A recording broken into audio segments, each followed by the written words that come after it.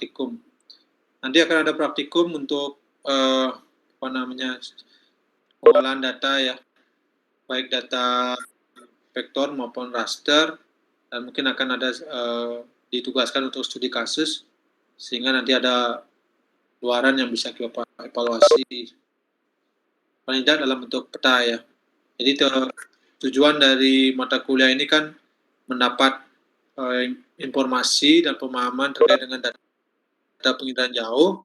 Setelah itu menginput data pengiraan jauh tersebut ke dalam sistem informasi geografis, mengolahnya, menganalisis, dan menampilkan informasi yang diperoleh.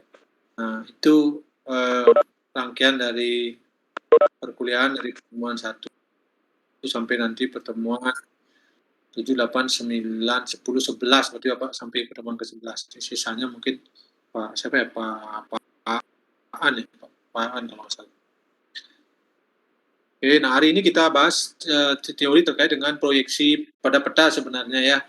Tapi Bapak sama judulnya adalah tetap proyeksi dalam sistem informasi geografis nanti, karena beberapa komponen itu semua di settingnya itu di sistem, di software, dalamnya kita bisa langsung dengan software QGIS atau ArcGIS. Nanti adik-adik bisa memilih datum atau memilih proyeksi yang akan digunakan ya, karena kita menyesuaikan dengan posisi geografis area yang dianalisis. Itu pengantarnya. Nah, motivasi dari kenapa proyeksi itu diciptakan ya, artinya teknik proyeksi, dan sampai sekarang itu masih digunakan ya dalam pemetaan maupun dalam pengolahan data di sistem informasi geografis. Itu tidak lain karena seperti yang kita ketahui, bumi itu bentuknya spheroid ya. Jadi bulat tapi tidak sempurna seperti bola seperti itu. Kenapa? Karena ada pemampatan di kutub baik utara maupun selatan, ada pengembangan atau penggelembungan di pembesaran di daerah ekuator. Oleh sebab itu bentuknya jadi ada menyerupai elips sebenarnya ya, kalau dilihat dari bentuk gambar, tetapi secara 3 dimensi disebut dengan spheroid. Nah, karena bentuk bumi ini tidak bulat sempurna ataupun tidak datar juga ya, karena banyak juga di internet yang bukan di internet sih, di komunitas tertentu itu masih berpikiran bahwa bumi itu datar gitu. Nah, tapi di konteks ini ya, bumi itu adalah berbentuk spheroid. Ketika kita ingin istilahnya merubah tampilan yang bentuknya, kalau adik bayangkan saja kalau istilahnya bentuk benda yang bulat begitu ya, kalau kita mau membuat itu menjadi bentuk datar, padahal kalau kita ambil cuplikannya, kita potong bagian dari keliling itu, maka dia tidak akan datar, pasti ada sudut yang melengkung ya. Jadi ada bentuk bagian yang melengkung yang sebenarnya kalau dibuat dalam bentuk untuk menyajikan informasi itu tentu kesulitan membacanya. Sebab itu harus dibuat dalam bentuk 2 dimensi ataupun 3 dimensi ya. 2 dimensi sebelum dengan peta, ada 2 dimensi yang membuat bentuk tampilan cuplikan yang melengkung itu menjadi sebuah bidang datar. Nah, ini yang motivasi kenapa proyeksi itu dilakukan. Nah, bagaimana mengkonversinya? Tidak hanya mencoba bagian terus dibuat datar begitu ya, tidak, tetapi dalam konteks sistem informasi itu bagian tersebut nanti fitting pada sebuah koordinat ya. Hanya sistem koordinat yang dipakai, yang ada beberapa yang dipakai di dalam sistem informasi geografis itu sendiri. Atau dalam pemetaan itu tidak hanya koordinat kartesian, nanti ada beberapa koordinat yang lain yang yang digunakan sesuai dengan kebutuhan dan karakteristik dari model yang diterapkan. Oke, itu adalah teori kenapa proyeksi itu diperlukan. Nah, kalau seperti apa proyeksi? Kalau sederhananya itu bisa diingat kembali ya, pas kalkulus maupun bidang geometri itu dapat biasanya ini. Jadi proyeksi itu atau melukis suatu bangun datar ya, atau bangun ruang pada bidang datar dengan cara ya, jadi menjatuhkan setiap titik yang memungkinkan ya, atau setiap titik pada bangun atau bidang tersebut ke bidang proyeksi. Jadi semakin banyak semakin baik sebenarnya. Tapi tentu karena untuk efisiensi waktu dan perhitungan kalau dalam matematika ya, maka ada syarat-syarat tertentu sudah dinyatakan cukup ya. Nah, contoh yang di depan di slide, di screen, adik-adik bisa lihat ada sebuah bidang koordinat, bidang sistem L itu ya, yang di bawah dari bisa lihat yang datar. Nah, kita mau memproyeksikan melukiskan sebuah garis ini karena hanya satu dimensi ya, sebuah garis A sampai B gitu, sebuah titik itu ke dalam garis L. Jadi bagaimana lukisannya ya, jadi bagaimana lukisannya jika ditempelkan di dalam L. Ya, jadi tentu akan sangat bagus kalau bisa misalnya benda A, B itu langsung ditarik dan ditempelkan. Itu akan jauh lebih bagus ya.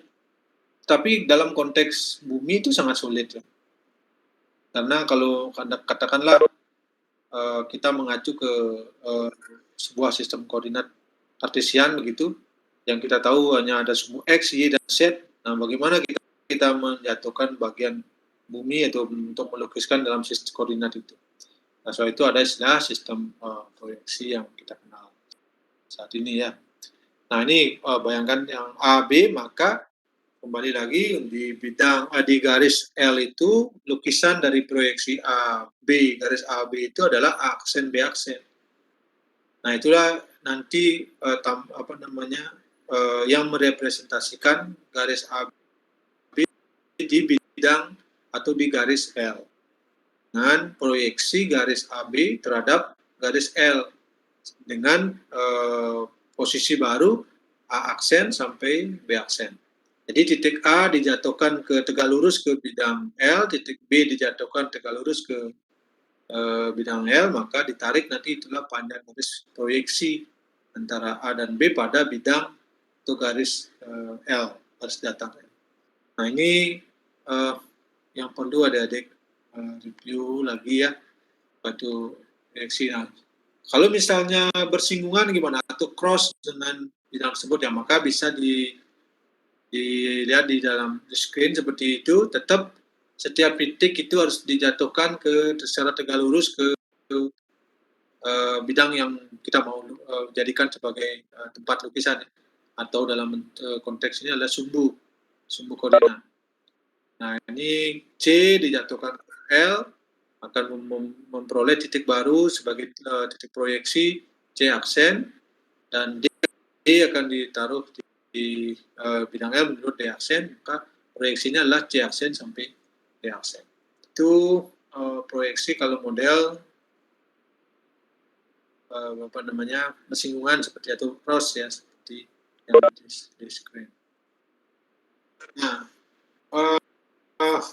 bagaimana kalau dia berhimpitan gitu ya? Bisa juga tetap bisa diproyeksikan, tetapi bidang proyeksinya, titik proyeksinya akan sejajar dan berhimpit dengan bidang yang diproyeksikan. Jadi akan dia istilahnya membentuk seperti membentuk titik, satu titik aja. Nah, ini adalah contohnya EF, maka proyeksinya ya E aksen, F aksen di lokasi yang hampir sama. Karena yang diproyeksikan sebenarnya adalah titik yang memiliki posisi koordinat yang sama. Nah, ini bentuk proyeksinya. Proyeksi suatu benda yang dijatuhkan pada bidang data tertentu. Nah, poinnya apa? Dari 3 ini yang kita perlu ingat, untuk poin dari proyeksi itu adalah bahwa titik-titik pada bidang yang diproyeksikan itu harus dijatuhkan tegak lurus pada bidang atau pada kalau di sini karena satu dimensi pada garis L. Tapi kalau nanti di peta ya pada bidang datar yang kita digunakan sebagai sistem acuan ya. Ini yang dimaksud dengan proyeksi. Oke, sampai di sini ada pertanyaan mengingat proyeksi dulu untuk satu dimensi.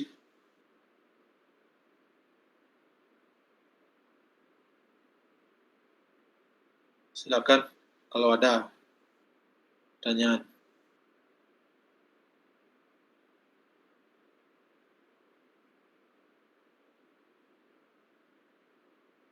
Oke, bisa lanjut nggak ini? Sambil mengetes suara ini, suara Pak masuk nggak? Masuk, Bapak. Masuk, Pak. Masuk, Pak. Oke. Ya, itu benar satu dimensi. Nah, bagaimana dengan 2 dimensi? Nah, secara ini sama ya, secara prosedur sama. Jadi setiap titik sudut atau bentuk sudut maka bisa ditarik tegak lurus ke dalam bidang datar. Tentu karena dia 2 dimensi, maka sistem atau bidang datar yang akan dijadikan sebagai tempat menjatuhkan titik-titik bidang yang diproyeksikan itu adalah juga bidang datar. Artinya bidang 2 dimensi, tidak bisa satu dimensi, maka hanya representasikan dari bidang 2 dimensi itu. Nah, ini adalah contohnya, jadi sangat sederhana ya, tetapi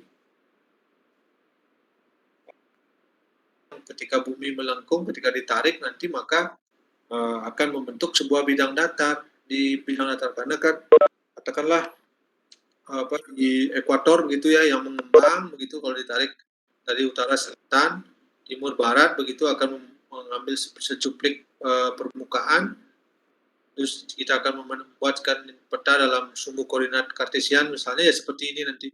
Tentu nanti konsekuensinya ada yang terkoreksi, jadi kelengkungan itu akan terkoreksi, tetapi itu akan menjadi bagian dari proses proyeksi untuk kecocokan dari datum ya. Jadi nanti ada di oleh sebab itu nanti ada istilah tentang utara dan ada selatan. Kita bisa pilih yang mana dipakai. Tergantung kita. Ada yang skala lokal, regional, dan global juga. Kalau dia spirit skala keseluruhan dia akan pakai global, tapi kalau dia pakai katakanlah hanya Asia Tenggara itu bisa dalam bentuk regional. Dan kalau lokal ya kayak Bali itu bisa pakai. Nah, ini untuk 2 dimensi. Nah, sekarang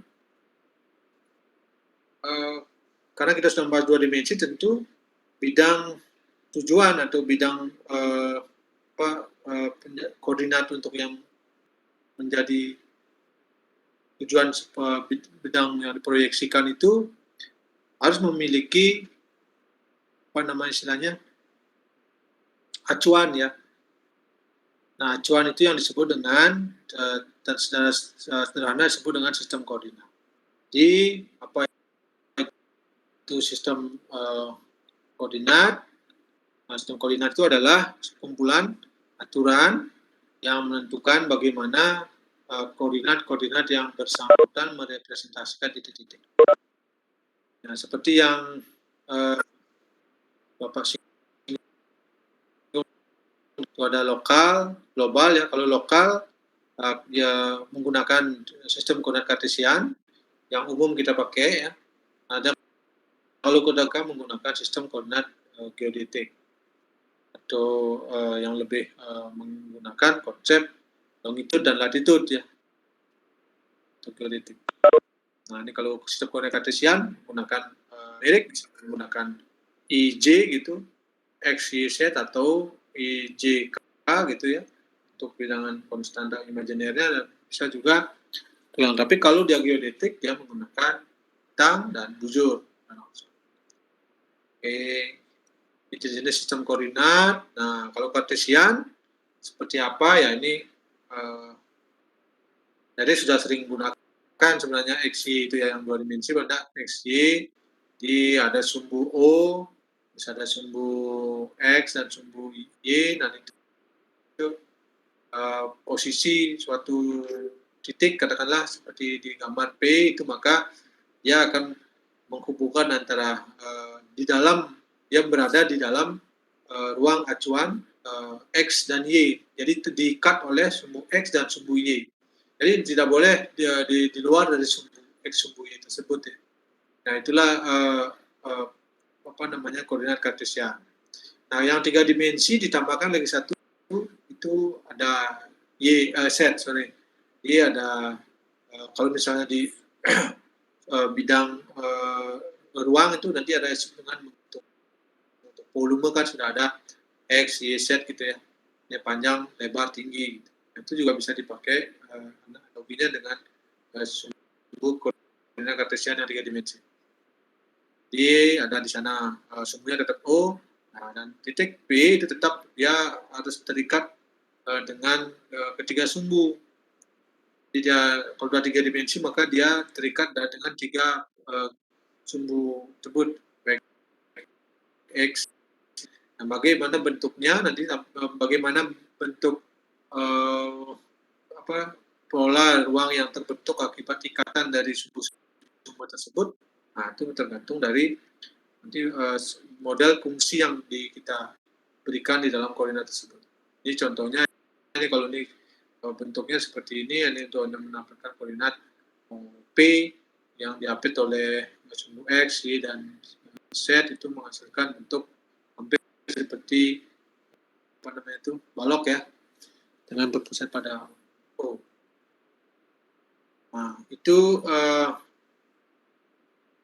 apa namanya koordinat kartesian. Nah berikutnya adalah sistem koordinat geodetik. Nah ini yang sudah apa namanya pendekatannya dalam langsung dengan bentuk bumi itu sendiri ya, itu bentuk permukaan bumi itu yang berbentuk elipsoid ya, dan ini tergantung pada ukuran dan bentuk orientasinya 3 dimensi elipsoid tersebut. Nah, bagaimana merepresentasikan ikatan antar sumbu di dalam koordinat geodetik itu, maka posisi suatu titik pada sumbu atau pada sistem koordinat geodetik ini sudah inklusif dengan lintang dan bujurnya ya, dan elevasi atau simetrinya atau ketinggian atau tinggi di atas permukaan elipsoid.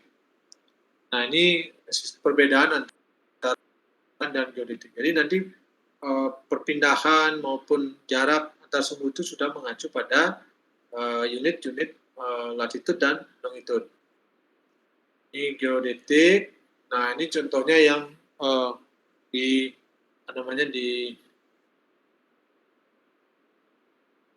ya, bagaimana sistem koordinat itu bisa mengikat satu posisi di permukaan. Nah katakanlah yang kita sudah kenal itu ada dibagi dalam bentuk meridian ya, ada zero meridian di Greenwich yang membagi nanti ada apa namanya menuju ke arah timur maupun barat gitu ya. Itu untuk lintang, untuk bujurnya dan utara selatan yang membagi itu adalah ekuator. Dia ada lintang utara, ada lintang selatan. Kalau yang bujur ada bujur timur, bujur barat, yang membaginya adalah zero meridian atau Greenwich. Nah, ini asal muasal dari bujur itu ya. Bagaimana kita bisa berada di bujur 92 sampai 144 atau 142 bujur timur, lintangnya adalah misalnya 10 lintang utara sampai 10 lintang selatan kalau perairannya ya. Nah, itu berasal dari ini, sudah mengacu kepada koordinat itu sendiri. Nah, ini ekuator. Nah, berikutnya kalau itu mengacu pada suatu titik, kalau dibuka seperti mengacu ke sumbu koordinat itu adalah inti bumi ya, yang menarik, yang mengikat dengan gravitasi, maka bisa kita ilustrasikan seperti yang ada di gambar yang sebelah kanan itu, maka ada perpindahan ya sebesar sudut tertentu ya. Nah, sudut inilah yang nanti menjadi unit itu, menjadi unit bujur dan unit lintang. Nah, ini yang alpha itu adalah lambda ini adalah untuk bujur, berapa degree tergantung satu unitnya, bisa degree, bisa menit ya, bisa detik itu. Dan yang kita ini adalah lintang. Nah, dari sinilah mulainya berangkatnya ya. Jadi dari sini ditarik, terus berputar sampai pada bilangan-bilangan yang kita sudah kenal, nilai-nilai bujur dan nilai lintang tersebut. Nah, ini adalah gambaran dari sistem koordinat geodetik. Nah, lintang titik atau L itu ya, atau latitude ya, itu definisinya adalah tadi suatu sudut lancip ya, ini ya, lancip yang dibentuk, nah, di sudut lancip ini ya, yang dibentuk oleh normal elipsoid yang melalui titik tersebut dengan bidang ekuator. Sehingga kalau kita lihat dari sini ya, dari ekuator menuju ke utara maupun dari ekuator menuju ke selatan, itu kalau kita lihat maksimum nilainya itu adalah 90 derajat,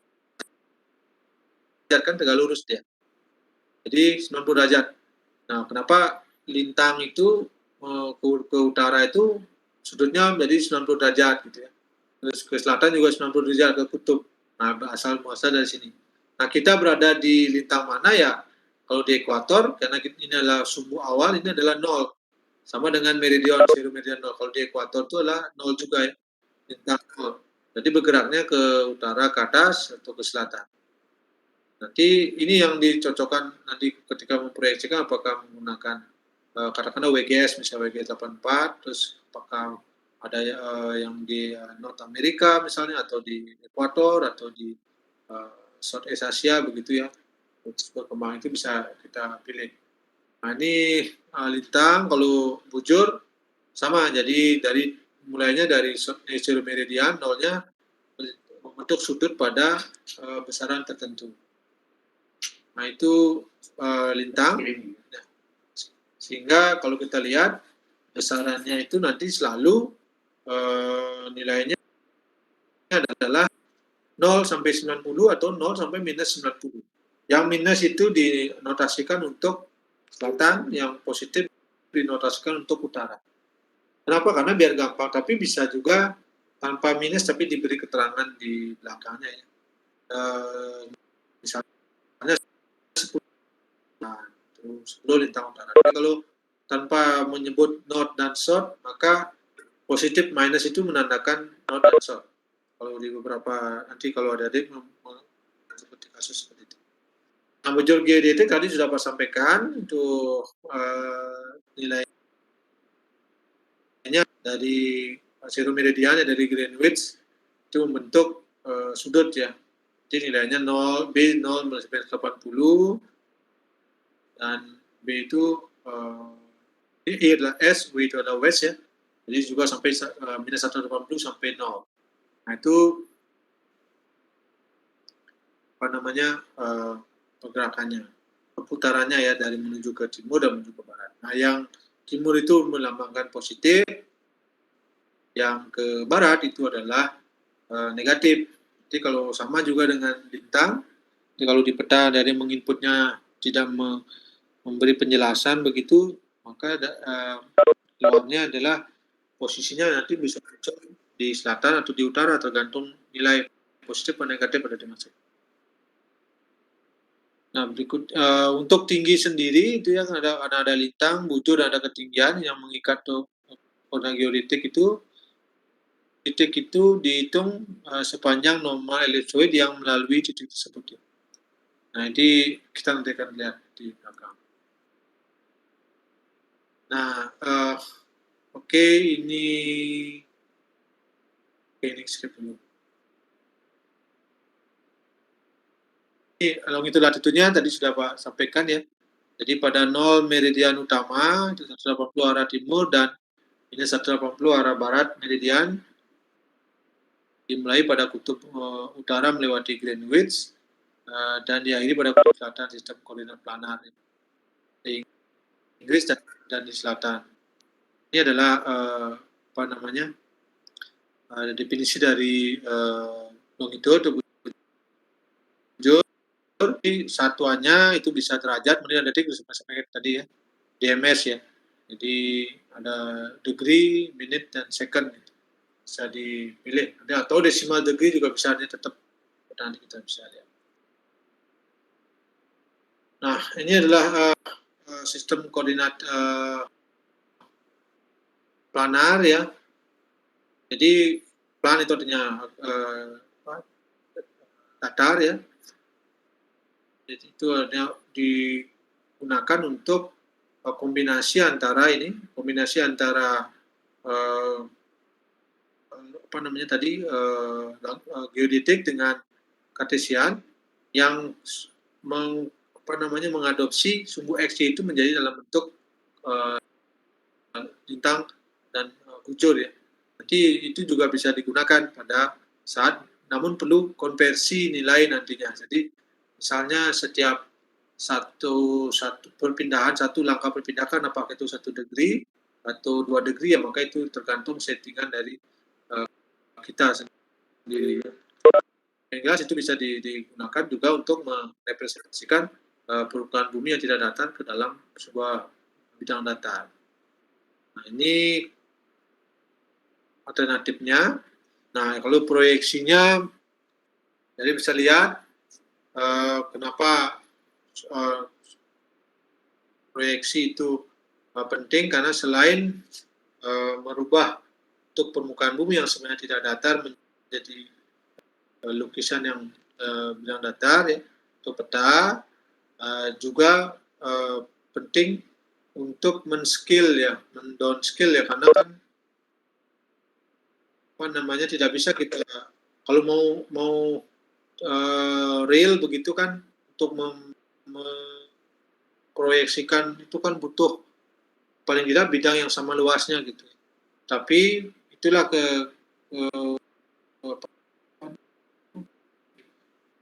atau pemetaan sehingga bisa ada istilahnya membuat skala ya. Jadi skala itu adalah untuk upaya untuk meminimize objek yang sebenarnya ke dalam sebuah miniatur ya, jadi sebuah miniatur atau menjadi ukuran yang lebih kecil, jadi sehingga nanti ada skalanya 1 berbanding berapa. Itu tapi itu semua dilakukan secara matematis. Nah, jadi bumi itu nanti ukuran sekian, terus dibuat rasio lagi, dikecilkan dalam skala. Nah, ketika diproyeksikan barulah menyesuaikan dengan skala yang dibuat. Jadi tidak memerlukan bidang yang luas ya, dimana kita mencari bidang yang luas seperti bumi gitu hanya untuk membuat peta bumi untuk bidang data. Cukup di komputer ataupun di peta yang dulu konvensional sudah bisa.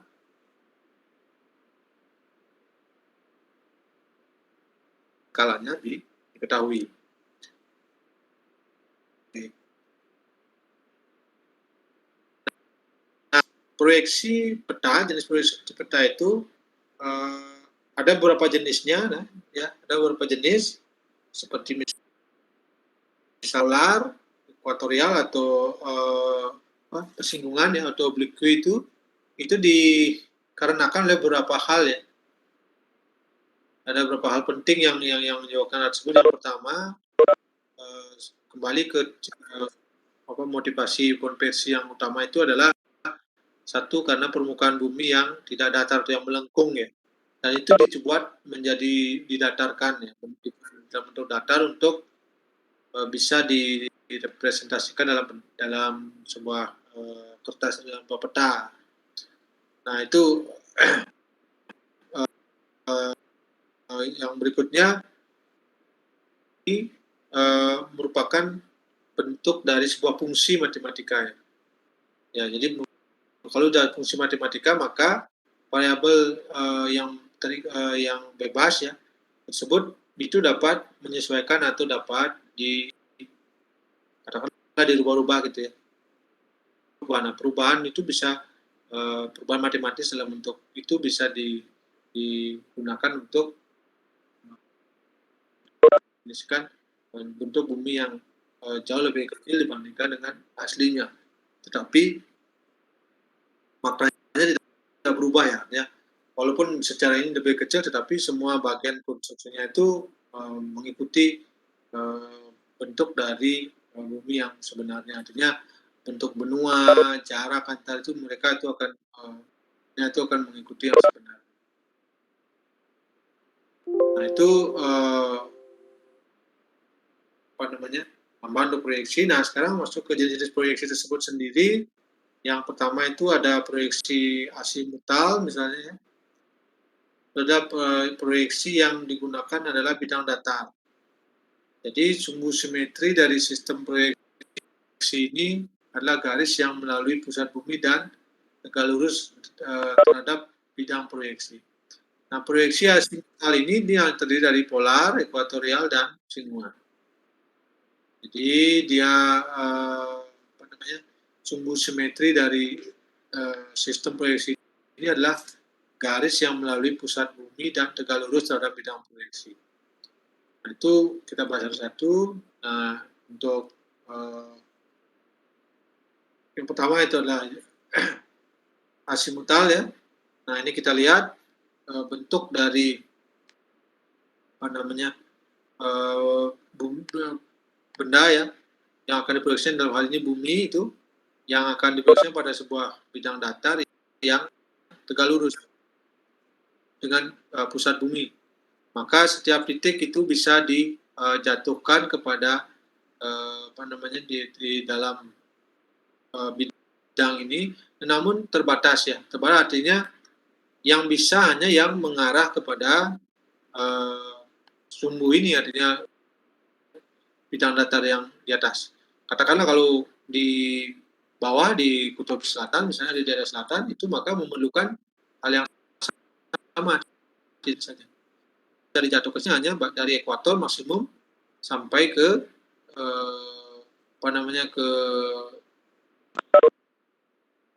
yang bersentuhan dengan ya. Kalau dipaksakan akan bentuknya seperti yang ini yang digambar. Maka ketika kita tarik dari selatan itu akan hanya membentuk pola seperti ini karena yang mungkin kita tidak tahu kontens dari bidang permukaan tersebut apa. Tapi kalau dari ke ekuator ditarik tegak lurus ya ke bidang ini, maka itu akan bisa merepresentasikan hampir setiap titik yang dijatuhkan kepada bidang ini. Nah, ini adalah salah satu bentuk dari proyeksi asimutal ya. Nah, berikutnya solusi untuk mengkapar sebagian itu ya, katakanlah hampir ekuator setengah bentuk permukaan bumi ya, baik di selatan maupun di utara itu, maka bisa didekati dengan istilahnya proyeksi kerucut atau konik kon ya. Jadi sumbu simetri dari proyeksi ini adalah sumbu dari kerucut yang melalui pusat bumi.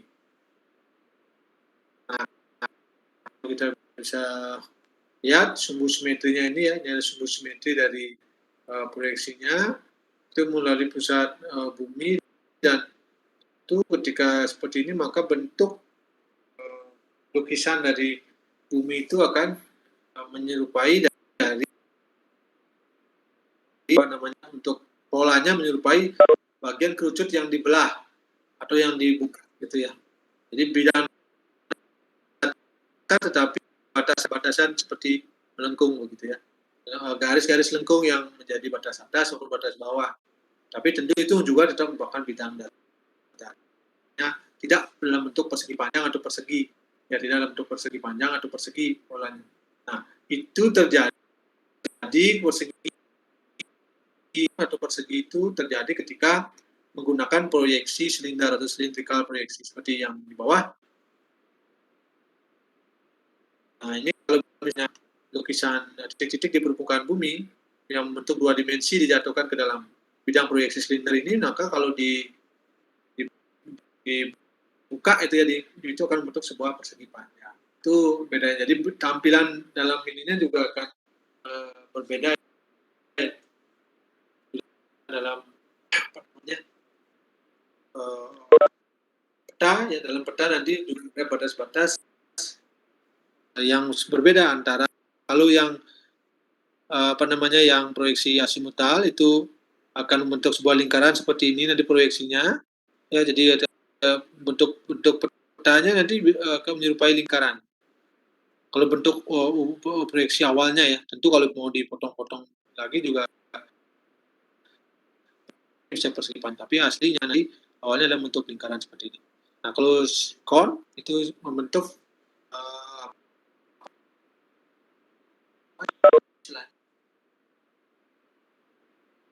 nah ini yang Bapak tunjuk ini, kalau ini dipotong ya seperti inilah, seperti penutup lampu itu buka, kalau dipotong-potong dia membentuk tidak membentuk ini ya, tidak mengikuti pola lengkung dari ini batas ada batas saja. Nah, kalau silindrikal dia kalau dibuka ini maka dia bentuk bidang datar dalam bentuk persegi atau persegi panjang. Nah, ini adalah proyeksi dari silindrikal. Nah, ini ya kalau nah ini yang Pak maksudkan, kalau dia bentuk kerucut ya seperti ini, nanti bentuk apa bentuk peta nanti seperti ini ya. Jadi ada khusus untuk di daerah katakanlah ini di mendekati polar begitu, nanti bentuk petanya juga akan begini, ada lengkung sedikit gitu ya. Nah, ini untuk proyeksi apa namanya atau kon. Untuk di bagian bawahnya mungkin hampir mendekati persegi panjang, tapi masih persegi. Sebenarnya itu adalah bentuk yang tidak lurus sekali ya. Nah, ini bisa seperti ini nanti tampilan bentuk petanya.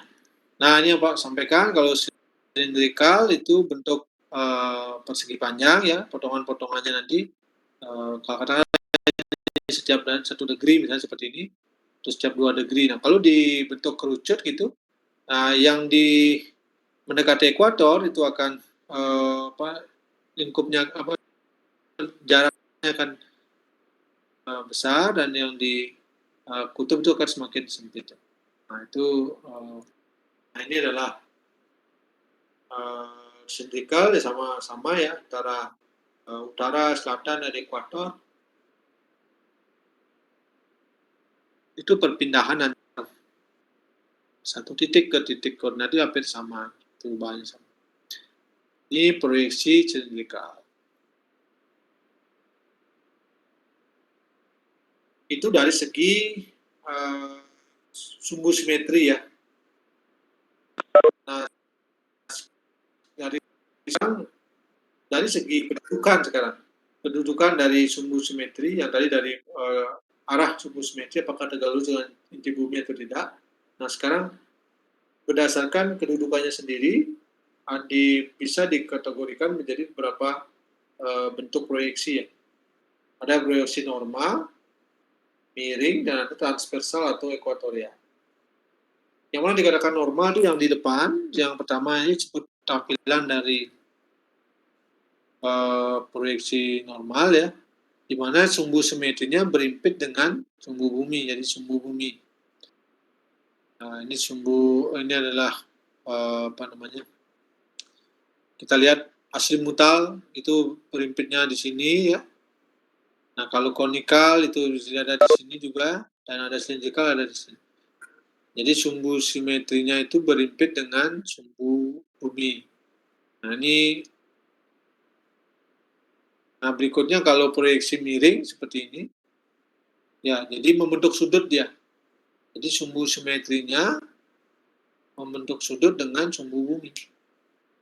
Nah, ini kita bisa lihat, ini sumbu bumi ya, yang tegak lurus, garis normal katakanlah istilahnya. Dia akan membentuk garis sumbu simetrinya konikal misalnya ini, ya bentuk sini. Untuk asimutal juga ini sumbu simetrinya. Sumbu simetri itu artinya membagi bidang atau ruang menjadi bagian yang sama. Nah, ini kita kalau kon kan gampang. Kalau asimutal juga ini bisa di sini. Dan yang silinder juga begitu ya. Jadi silinder itu sumbunya bentuk dengan silindernya kan miring begitu ya. Dia sumbu buminya ke utara selatan jadi membentuk sudut ya. Itu kalau kita lihat kembali, ulangi lagi, kalau sumbu normal itu dia berimpit, baik silinder, konikal maupun simutal.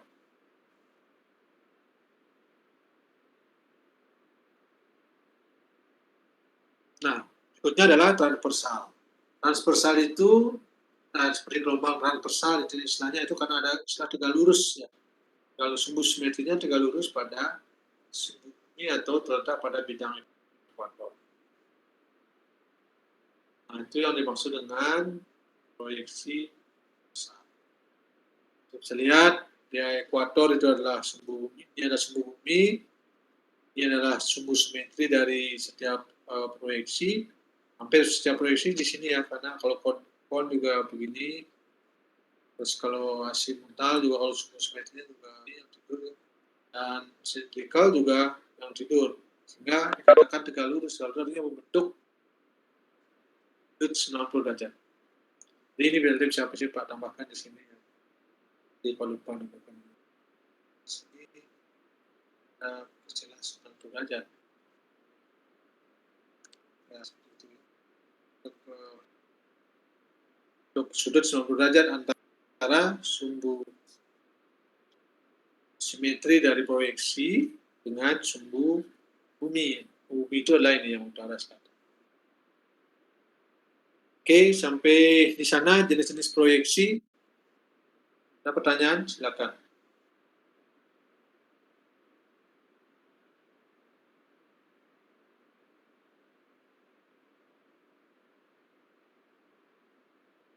Oke, Pak, kasih waktu 2 menit, 3 menit untuk kembali mengingat. Kalau ada pertanyaan, Pak, silakan. Pak, silakan.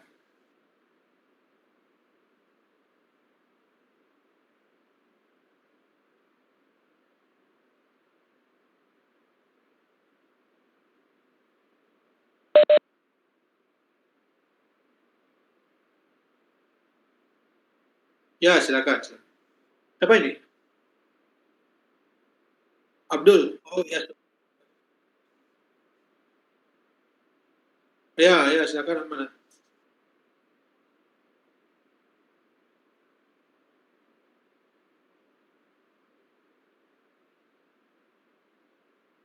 Oke, makasih. Nah, kon kerucut silindrikal itu kapan digunakan? Kalau kita ingin memetakan wilayah polar itu ya, wilayah polar, dan ingin mengetahui yang sangat mirip dengan kondisi polar, maka kerucut sangat ideal ya. Oleh sebab itu nanti banyak sekali peta-peta apa namanya itu, es ya, tutupan es itu dalam bentuk modelnya seperti ini nanti kalau di tampilan petanya ya. Ini menggunakan sumbu proyeksi dari konikal. Nah, kalau di wilayah ekuator misalnya, itu lebih cenderung menggunakan cylindrical. Seperti itu.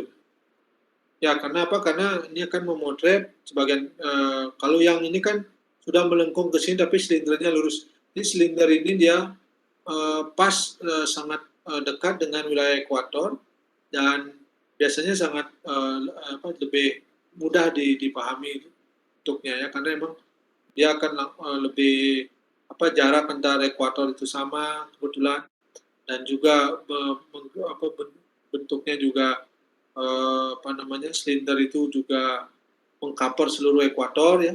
Jadi kalau ini kan seluruh ekuator bisa tercover. Tapi kalau polar kan tidak ya. Polar, kalau di polar bagian atas, nanti kalau diproyeksikan ke silinder ini maka bentuknya seperti tadi yang proyeksi di awal itu. Akan berhimpit dia. Kalau berhimpit itu maka tidak jelas petanya. Kembali ingat yang di slide di awal, ketika titik bidang yang diproyeksi, katakanlah titik ini S artik begitu ya. Lalu nanti diproyeksikan kepada silinder seperti ini, maka dia yang sampai sini hanya sebuah titik saja. Karena ini kan berimpit ya. Ini kan seperti garis begitu dia berimpit. Tapi kalau di ekuator, jadi karena bidangnya hampir datar seperti itu, yang itu bisa semua titik bisa diposisikan. Intinya begini, proyeksi mana yang bisa menampung setiap sudut atau setiap titik dari objek permukaan bumi tersebut. Itu yang paling tepat yang digunakan. Ya, kita kalau kon kan memang dia menyerupai dari bentuk polar itu kan. Jadi yang mengkerucut dia di bagian polar, mengembang di bagian ekuator. Kon juga akan membuat tampilan seperti itu. Nah itu makanya jarang, adik-adik pasti jarang melihat peta kita di Indonesia menggunakan proyeksi kon. Jadi proyeksi kon paling yang digunakan proyeksinya adalah cylindrical atau asimut, ya, asimutal atau cylindrical yang paling banyak digunakan. Itu Abdul.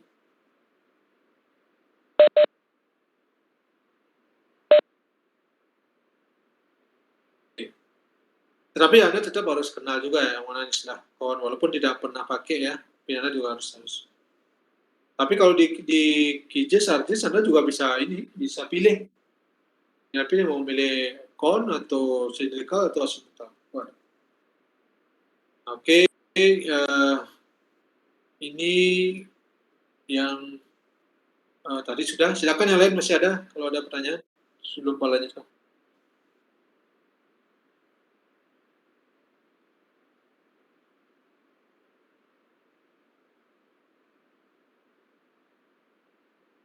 Kita lanjut ya.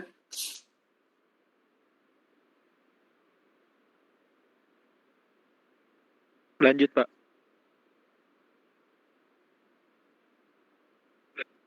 Oke. Nah, ini yang Bapak tadi Abdul Manan tanyakan. Mungkin ada beberapa yang bisa membantu penjelasannya. Yang pertama, pemilihan sistem proyeksi itu digunakan harus mempertimbangkan beberapa hal ya. Yang pertama, tujuan penggunaan dan penelitian yang diinginkan. Seperti yang Pak sampaikan tadi ya. Kalau misalnya katakanlah di polar itu Arktik maupun di Antartika gitu, kalau dengan cylindrical maka kurang tepat. Karena dia akan selain karena ketelitiannya juga nanti akan kurang ya, juga karena lokasi geografis dan luas wilayah yang dipetakan. Jadi tentu ciri-ciri asli yang ada di permukaan bumi itu sebenarnya harus dipertahankan ya. Ya, jadi syarat geometriknya harus kalau misalnya kalau pulau tertentu gitu ya, mestinya seluruh kepulauan itu bisa terproyeksikan gitu. Jangan sampai hanya setengah yang akurat, setengah yang tidak, karena memang bentuk permukaan bumi pas melengkung di sebagian gitu ya. Nah itu yang penting. Jadi berikutnya pemetaan topografi terutama ya, yang memanjang dengan arah barat timur itu menggunakan kerucut ya. ini contohnya di polar. Ya, jadi nah kalau dia normal kompon dikatakan. Nah, ini disebut dengan istilah juga disebut dengan proyeksi lambat ya. Jadi kalau untuk untuk pemetaan topografi wilayah yang memanjang dengan arah barat timur gitu ya.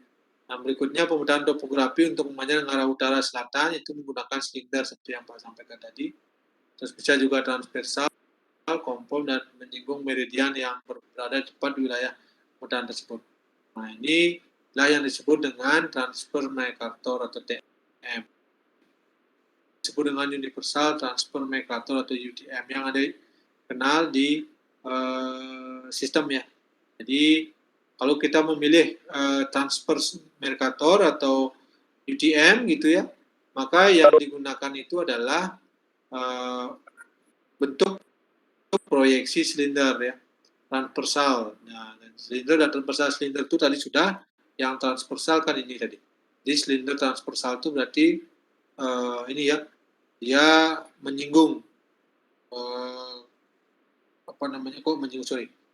tegak lurus ya, sumbu simetrinya tegak lurus dengan sumbu bumi ya, atau terletak pada berimpitan pada ekuator untuk sumbu simetri dari proyeksi tersebut. Nah, inilah yang disebut dengan transverse Mercator atau UTM. Ya, mungkin rasanya sudah akan digunakan, tapi apa alasannya itu ya, inilah yang kita pelajari. Sehingga nanti adik-adik bisa paling tidak step back ya ke belakang, oh ini yang kenapa dia menggunakan, disebut dengan lambat, disebut dengan transfer Mercator atau universal transfer Mercator. Jadi kalau lambat itu dia adalah menggunakan proyeksi kerucut ya, kerucut ini yang tadi sudah kita bahas, kerucut tapi normal ini ya, kerucut normal. Nah, ini kan karena dia bentuk barat timurannya ya, jadi itu yang penting dipahami. Oke. Nah, kalau di Indonesia seperti apa? Jadi di Indonesia itu umumnya menggunakan TM. Seperti yang di awal Pak singgung itu menggunakan ciri-ciri silinder, transversal, kompon, dan menyinggung. Di Indonesia kita umumnya menggunakan TM. Nanti kalau dari memilih ya proyeksinya TM. Jadi pada proyeksi silinder ini karena posisi Indonesia itu ya berada di ekuator, maka tadi silinder itu kan sangat tepat kalau bisa menyinggung permukaan langsung di Indonesia bisa berimpit dengan garis singgung itu. Jadi itu yang berikutnya pada meridian sentral faktor skala K itu adalah 1 ya dipilih digunakan itu di sistem nanti. Itu artinya tidak terjadi distorsi. Nah, berikutnya lebar zona transfer Mercatornya sendiri itu sebesar 3 degree ya, dan setiap zona mempunyai meridian sentral sendiri. Jadi seluruh permukaan bumi tidak dipetakan dalam satu silinder kalau yang jadi seluruh tidak bisa satu silinder ya, karena memang ada titik-titik tertentu yang tidak akan bisa dijatuhkan pada bidang silinder itu sendiri. Nah, itu proyeksi kita yang umum dipakai di Indonesia. Nah, ini kalau untuk UTM itu nanti bisa dicek ya sekali lagi ya, kalau nanti ada coba. Lebar zonanya adalah 6 degree ya. Sumbu pertamanya itu adalah meridian sentral di tiap zona. Sumbu kedua X-nya itu adalah ekuator. Ya, itu ekuator, dan satuannya adalah meter. Absis semuanya adalah 500.000 meter ya. Koordinat semu juga 0 meter di ekuator untuk belahan bumi bagian utara dan 10 juta meter di ekuator untuk belahan bumi bagian. Faktor skalanya sekian, ini Bapak kurang paham juga yang faktor skala dan tapi maksimum ini artinya ada distorsi atau tidak gitu ya. distorsi, maka ada pergeseran antara titik asli dengan yang bersumber bidang proyeksinya. Nah, ini ada juga penomoran zona, ada zona 1, zona 2 ya. Zona 1 itu di 180 degree bujur barat sampai 174 bujur barat, zona 2 itu 174 sampai 160 dan seterusnya ya. Kan ini bedanya 6 degree ya. Ini karena 6 degree, maka setiap 6 degree itu menjadi zona 1, zona 2 sampai dengan zona 60. Balik lagi ke 180 tapi bujur timur. Nah, itu nanti kalau ada istilah zona, ada itu sudah paham sekarang kenapa dia ada berada di zona 54. Itu kan kita ada zona WGS apa, zona 54, zona berapa gitu, zona 52, zona sekian. Yaitu berdasarkan pembagian dari ini apa namanya transfer Mercatornya itu sendiri, bahwa lebar zonanya setiap 6 degree.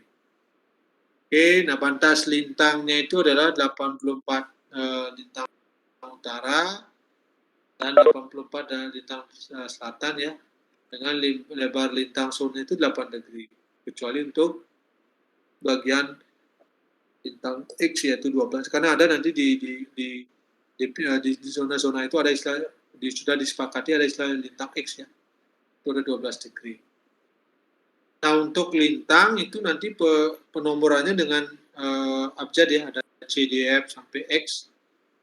I dan O tidak digunakan. Ya, kenapa itu Bapak juga belum dapat ya alasannya kenapa huruf I dan O. Ini menarik soalnya kenapa notasi I dan O digunakan. Ini merupakan ini apa, kesepakatan ya, kesepakatan secara universal yang dibuat untuk bisa digunakan bersama. Kenal zonanya, terus sumbu X-nya dari mana, sumbu absisnya dari mana, sumbu ordinatnya dari mana.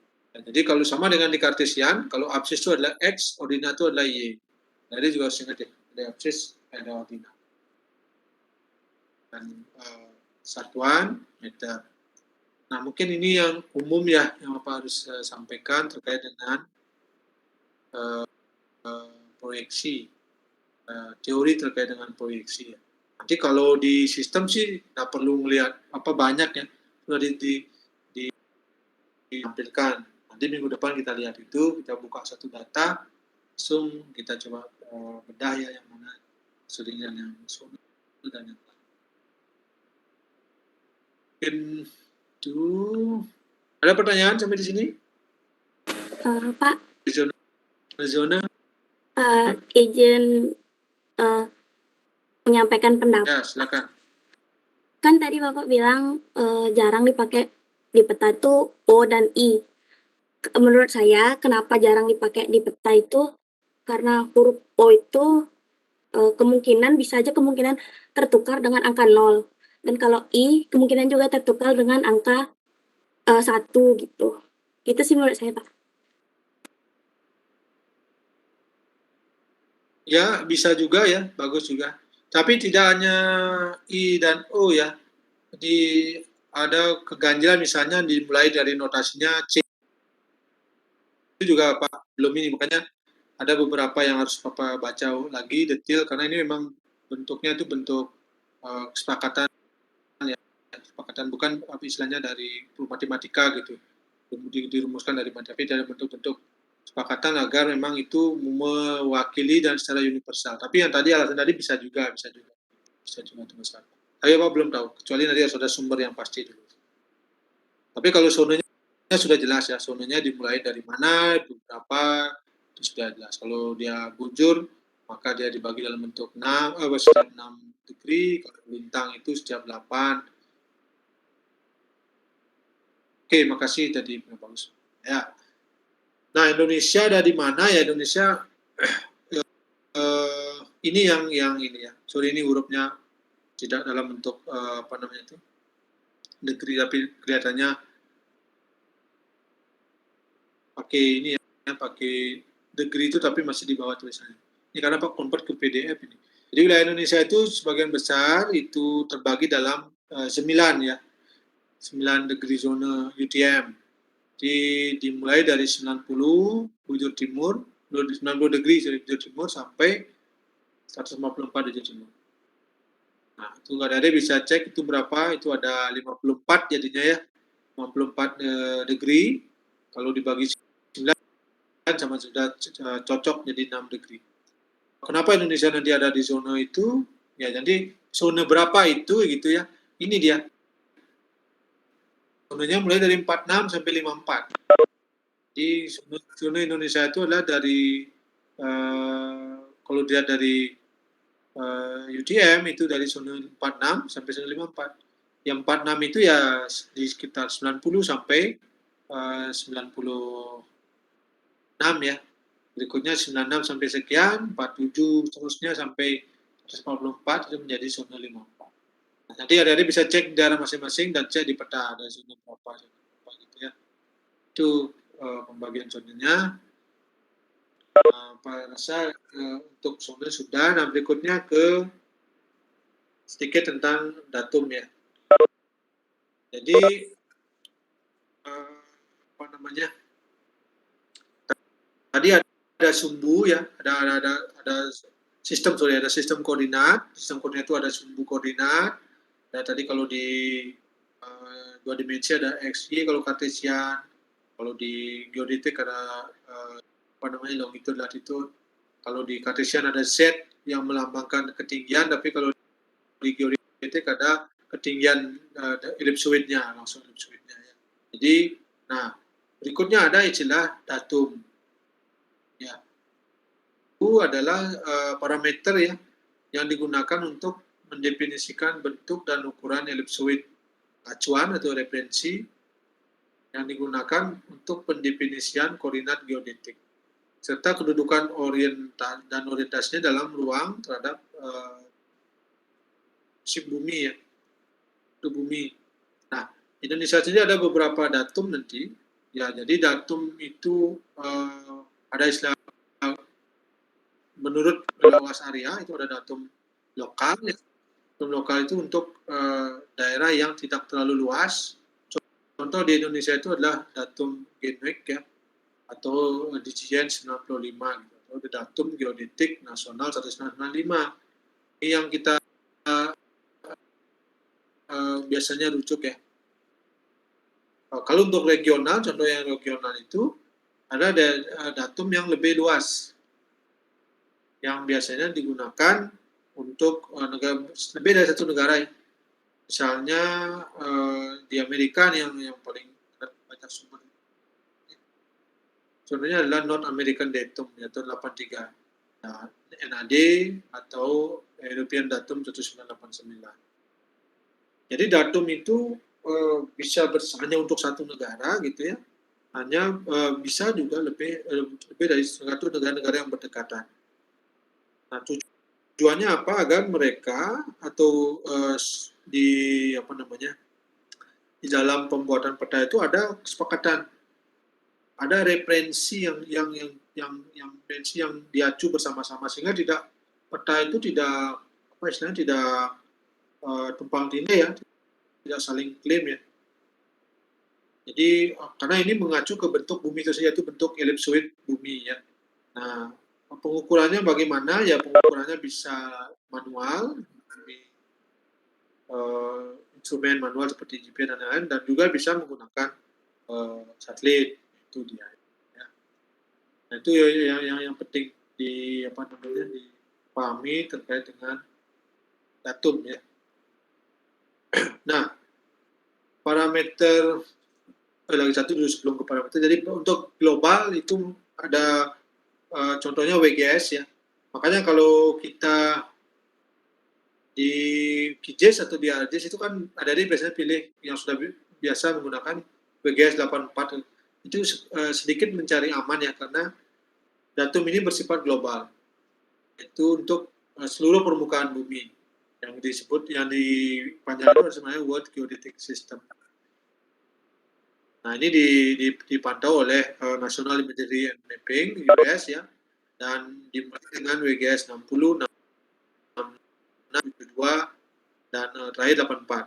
Jadi yang terakhir itu ada yang kita gunakan saat ini, yang digunakan untuk secara universal navigasi GPS dan yang lain, itu WGS 80. 84 ya. Sebenarnya dari bisa, kalau kita bisa pilih ini juga DJN 95 ya. Kalau misalnya sudah ini bisa fokus Indonesia bisa pilih DJN 95 atau juga bisa pilih WGS 84. Untuk nah itu apa namanya terkait dengan jenis datum dari segi luas area. Nah pertanyaan apa yang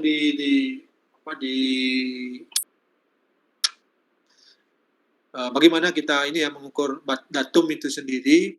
Jadi ya ada banyak sebenarnya yang diperhitungkan ya parameter datum itu sendiri yang terdiri yang pertama misalnya parameter utama itu adalah ellipsoid ya. Artinya ada istilah sumbu ellipsoidnya, nanti ada parameter tambahan, bukan ya parameter translasi ya. Jadi itu adalah koordinat titik ya, titik pusat, adalah titik pusat bumi gitu. Dan ada juga perputaran. Ya, jadi perputaran itu adalah untuk mendefinisikan sumbu eksis atau rotasi, sering disebut juga rotasi. Itu mungkin beberapa ya yang ini, tapi ini sangat teknis dan mungkin orang geodetik yang bisa melakukan. Jadi kita hanya user saja yang menggunakan, tapi tadi bisa explore lagi, bisa baca sebenarnya bagaimana merumuskan datum itu sendiri. Nah itu mungkin orang-orang peneliti geodetik atau ahli-ahli geodetik yang bisa melakukan itu ya. Jadi sudah tadi ya, jadi datum kita udah kenal istilah datum nasional seperti DJN 95, juga ada datum regional, itu contohnya ya North American Datum itu yang sering digunakan kalau dia di Amerika Utara, Amerika Serikat, mereka akan gunakan NAD itu. Dan ada juga World Geodetic System ya, dari WGS 84 yang digunakan. Nah, mungkin itu tambahan terkait dengan datum yang harus adik-adik dipahami sedikit ya.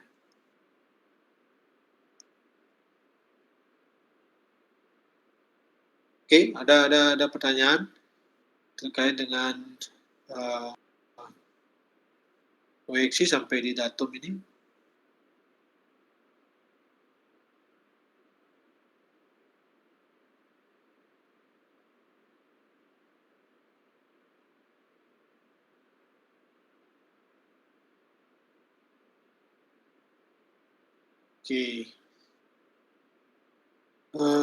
Oke, kalau tidak ada, kita bisa lanjut. Nah, tentu setelah ada proyeksi dan mengenal inputan datum dan latar belakang kenapa itu diperlukan itu ya tentunya nanti sudah bisa berjalan untuk menuju membuat peta ya, peta permukaan bumi ya, tergantung adik-adik nanti membuat peta apa saja. Yang paling tidak peta lokasi penelitian ya sudah bisa dibuat sendiri lah. Nah, peta mungkin sudah juga ya dikasih tahu sama dosen yang lain. Jadi Pak ambil intisari saja. Nanti pada prakteknya dari bisa kita buat langsung ya. Dari peta ideal itu yang pertama itu ada istilahnya equidistant ya. Itu adalah jarak-jarak di peta setelah diperhitungkan dengan skalanya harus sama dengan jarak sebenarnya. Itu yang penting. Ya. Jadi ada equidistant, terus equivalen ya. Nah, luas bidang yang digambar di peta itu setelah diperhitungkan dengan skalanya harus sama dengan keadaan yang sebenarnya. Jadi intinya ya penaruh skala itu ketika dikembalikan ke sebenarnya dihitung ulang itu ya sama. Nah, berikutnya adalah confirm ya. Sudut bentuk unsur yang digambar di peta harus sama dengan sudut atau arah dan bentuk unsur. Jadi kemana arah pulau itu, arah pulau yang paling sudah yang mana utara ya Bali ya misalnya, jangan sampai Singarajanya di selatan gitu.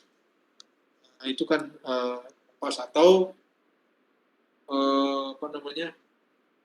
menggambar Bandara Ngurah Rai gitu ya, ternyata dia mendigitasinya salah gitu sudutnya, ternyata yang arah rekopnya itu ternyata arahnya utara selatan ya, itu salah ya, arahnya kan timur barat ya.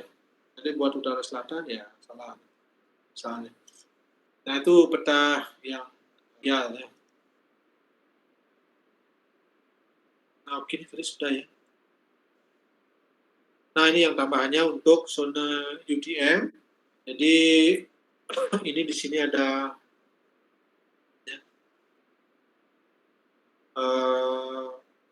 ya, semua zona dan kodenya ya. Mulai dari zona UTM dari bujur maupun lintang. Nah itu yang tadi dikasih masukan. IO sudah muncul di sini ya. Jadi bisa lihat di sini juga dimulainya bukan dari A gitu ya. Nah, jadi dimulainya dari C, D, E, F, G, H, J, K, L, M, N, O-nya tidak ada, P, Q, R, S, T, U, P, W, X gitu ya. Ini yang tadi bilang ada X. Di A-nya tidak ada, B-nya tidak ada. Ya. Dimulainya dari C gitu. Nah, Bapak belum nemu ini. Silakan yang bagi nemu, silakan dieksplor, nanti bisa di-share. Kenapa tidak muncul itu? Sebenarnya pasti ada sih kalau Google ya memang kelupaan aja membacanya. Silakan dicari kalau ada yang sudah sempat ya. Nah kalau zona untuk ininya bujurnya ada bisa lihat dari minus 80, 80. Nah Indonesia ada di sini tadi. Ada di zona yang mulai dari 94 gitu ya. Ke 96 tambah 6 lagi 102 dan seterusnya sampai di zona 144 ini. 44 itu berarti di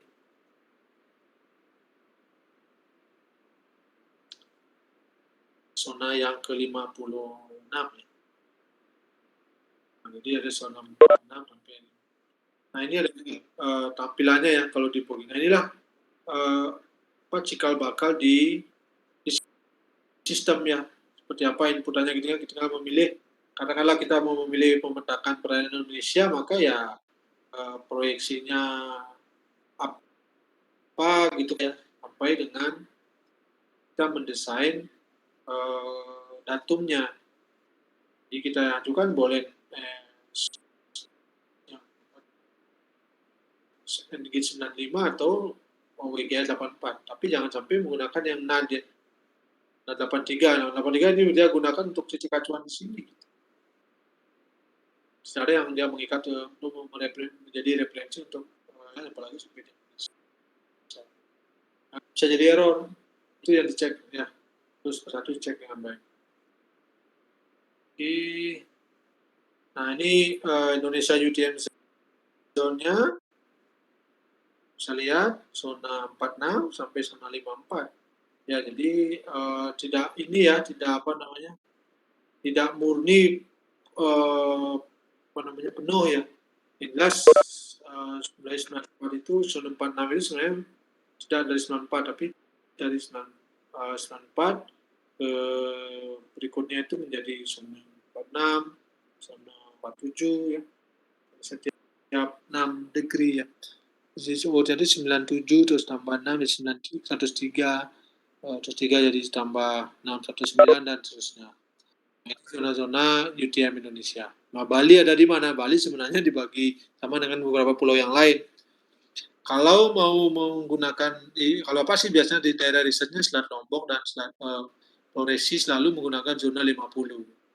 Tapi kalau yang di Jembrane gitu ya, nah ini titiknya harus hati-hati. Kalau ya zona 50 gimana Pak? Ya sebenarnya tidak terlalu banyak kelihatan kalau dekat seperti ini ya. Nanti kalau menggunakan kita di zona 50, kita gunakan zona 47 gitu misalnya, akan ada beberapa ini yang muncul, beberapa distorsi yang muncul dan kalau di model misalnya itu bisa tidak match antara hasil dengan peta yang kita tampilkan. Nah ini misalnya tidak didapat sudah. Yang ini adalah ekuator, ini adalah zona-zona dari segi UTM untuk bujur ya.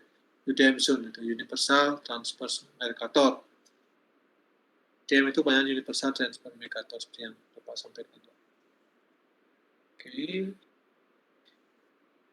Nah ini adalah apa namanya beberapa tips untuk menghindari koordinat negatif ya dalam proyeksi.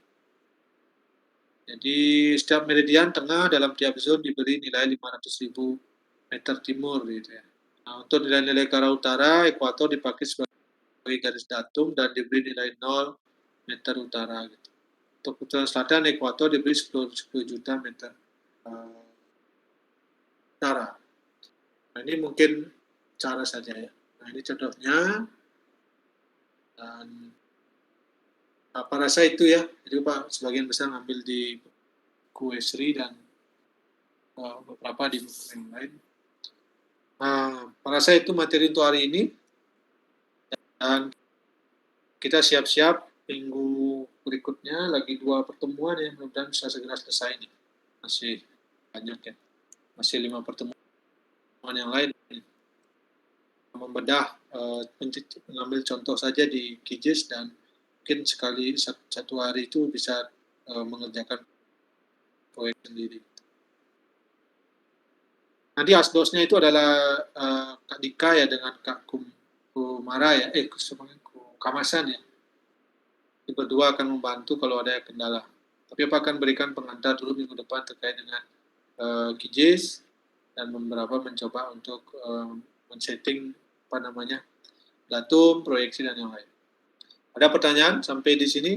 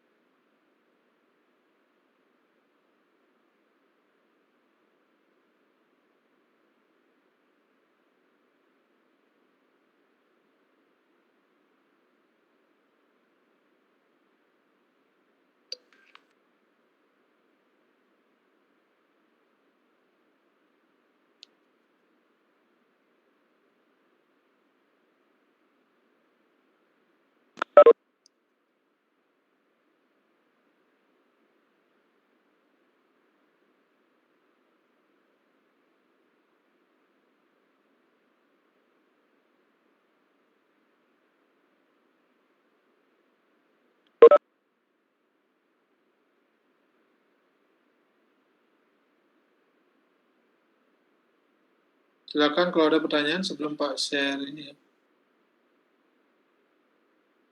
Yang absensi ya.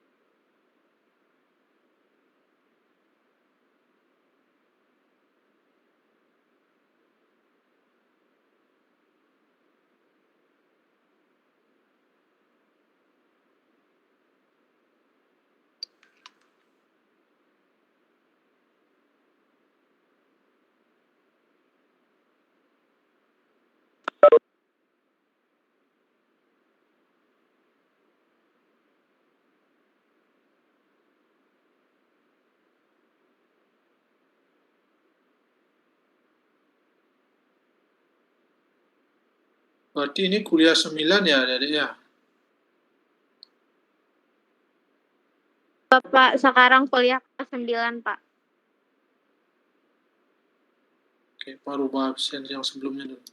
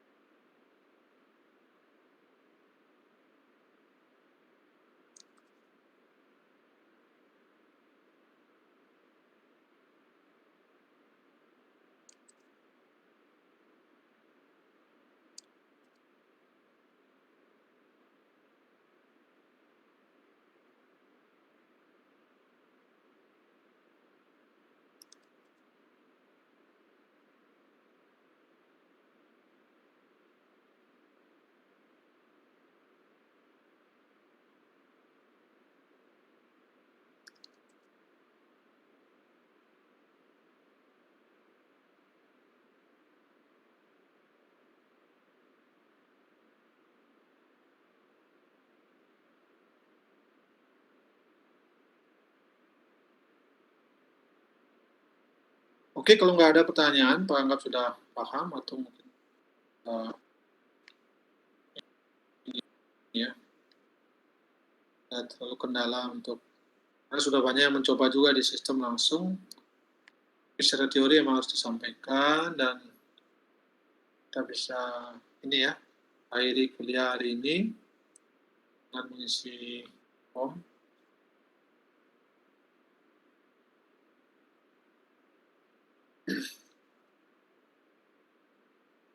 Silakan formnya Pak akan tutup 4 menit ya, 4 menit berikutnya. Dari sekarang jam 15.00 akan ditutup. Silakan.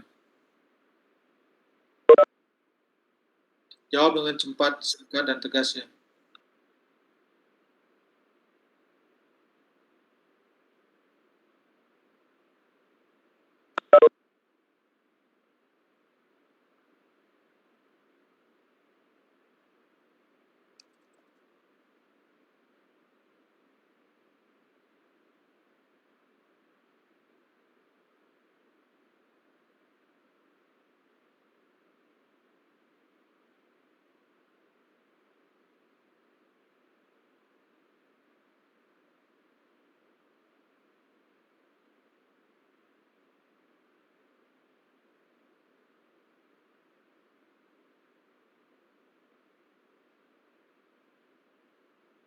Oke Pak, stop sharing dulu kalau udah.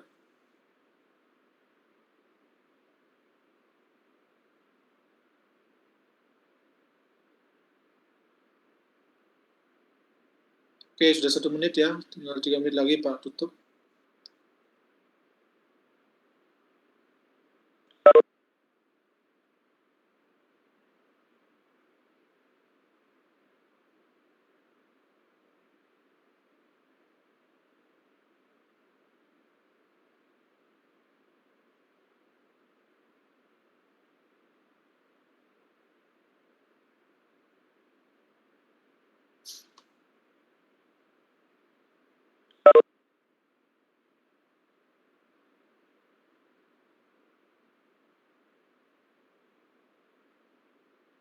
Ya, silakan. Ya, silakan.